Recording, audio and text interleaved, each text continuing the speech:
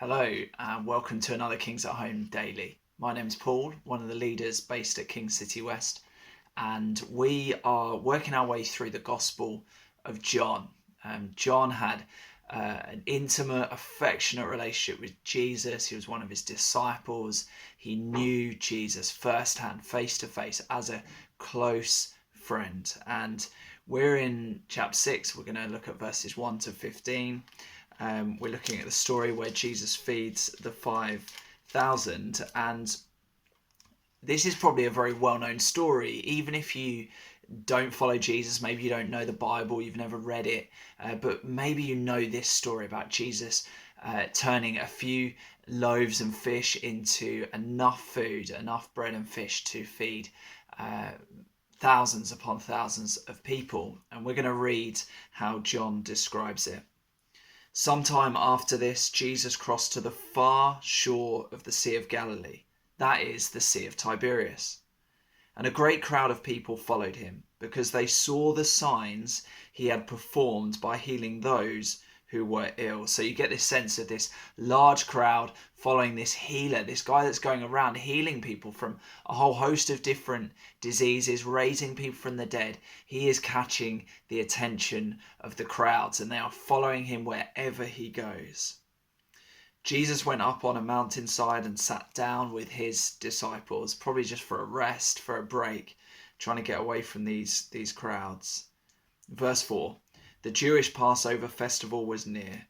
When Jesus looked up and saw a great crowd coming towards him, he said to Philip, "Where shall we buy bread for these people to eat?" He asked this only to test him, for he had already had in mind what he was going to do. You sort of feel a bit sorry for Philip here being put under Jesus' test.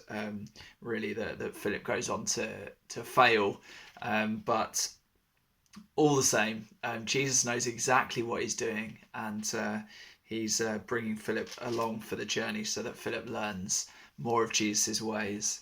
Verse 7, Philip answered him, "It would take more than half a year's wages to buy enough bread for each one to have a bite."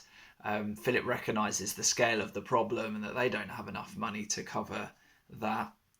Verse 8, another of his disciples, Andrew, Simon Peter's brother, spoke up.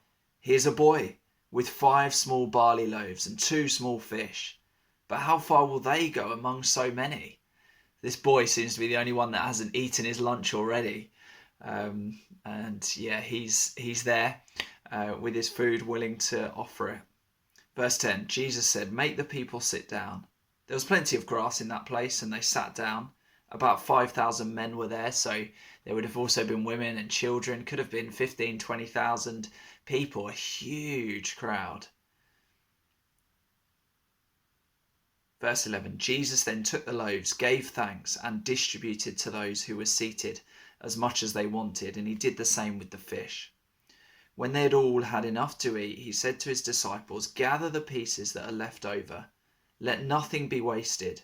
So they gathered them and filled 12 baskets with the pieces of the 5 barley loaves left over by those who had eaten. Jesus is a God of abundance. He's a God of overflow. He's a God of providing more than we need. Verse 14, after the people saw the sign Jesus performed, they began to say, "Surely this is the prophet who is to come into the world." Jesus, knowing that they intended to come and make him king by force, withdrew again to a mountain by himself. An incredible story, a miraculous story, supernatural expansion and creation of food that Jesus brings about here. But this is not so much a story of God's ability to do miraculous things, but in the larger context of where this comes in the Gospel of John, we see that Jesus is revealing himself not so much as the provider of bread and our daily needs in that regard, but that he instead has come to be the bread. That he has come to be the sustaining, life-giving bread that sustains mankind, that sustains every single person.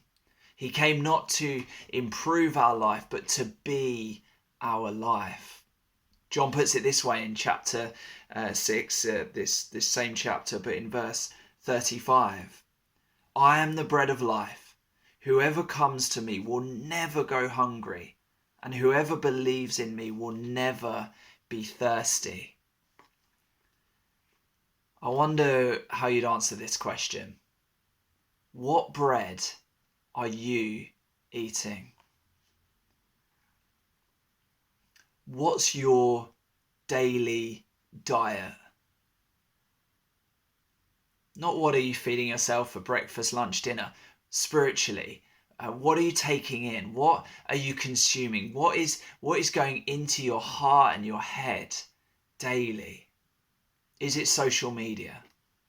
Endlessly scrolling. You get up and immediately you're on social media. You're scrolling through other people's lives or what they put forward of themselves. Is it the news?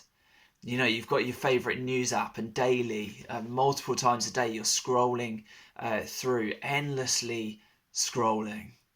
Is it YouTube? Is it video after video? Is it just watching, consuming, taking in? Does it all center around a screen? Is that what you're taking in? Is that your diet? Is that what you're eating? Let me encourage you that there is a much better diet. There is a much better bread to be eating. It's the bread of Jesus. Let me encourage you to feed on Jesus. He's the only one who will satisfy. Verse 35 that I just read. If you come to him, you'll never go hungry. If you believe in him, you'll never be thirsty. He is the one who satisfies. He is there. He's your bread. He's your life. He wants you. He wants your devotion to him. Come to him. Feed off him daily, regularly. Read his word. Sit down in the morning, in the evening. Read his word. Feed on it throughout the day. Little nuggets and things maybe you read in the morning or other points. Just feed on his word. Encourage one another with God's word. Send verses to one another. And if you receive that from another, dwell on it and be encouraged. He's so satisfying. He's so good. Feed on him. Down the road in the city from where I live, there's a few bakeries, but one of the bakeries does the most incredible sourdough loaf. And I'm a huge fan of sourdough, and every time I eat it, it's difficult to stop eating it. Like, I love it with some butter on, I love it toasted, I love it with some jam on, I love it just on its own. It is so beautiful, it is so satisfying.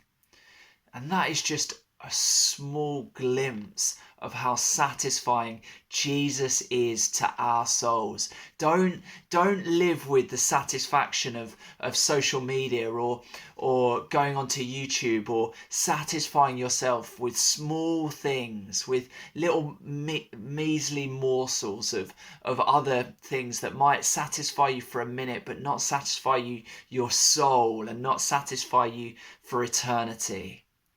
He is the one we need over and above everything else. He's the one who deserves our devotion. We need him. We need him. Let me finish with this, the reality that Jesus first devoted himself to us. That Jesus came to earth. He didn't have to, but he wanted to. He wanted and desired to make it possible for broken mankind, for sinful mankind, to be reconciled with God, to be back in relationship with God, so that we could feed upon him and find our sustenance and our life in him. And he went to the cross. He died the death we deserve to die.